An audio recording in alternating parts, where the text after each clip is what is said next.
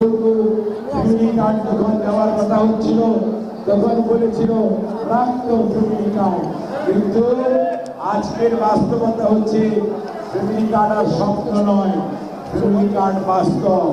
এবং family card পেয়ে দেশের হতদরিদ্র দরিদ্র নিম্নবিত্ত মানুষগুলো আজকে আনন্দে উৎপীড়িত। আজকে ফ্যামিলি কার্ড সারা বাংলাদেশে সকল পরিবারের পাবে ইনশাআল্লাহ। এবং এই কার্ডের জন্য কোনো ধরনের আর্থিক কোনো সংশ্লেষ নেই, অর্থাৎ কোনো টাকা পয়সা কাউকে দিতে হবে না, কোনো তদবিরও করতে হবে না।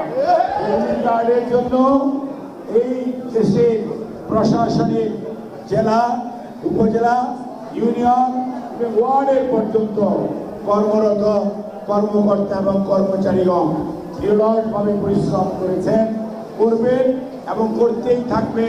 ফ্যামিলি কার্ড ফ্যামিলি তোর করায়, অর্থাৎ বাড়িতে বাড়িতে যাবে। ফ্যামিলি কার্ড আনার জন্য কোনো অফিসে ধর্ণা দিতে হবে না।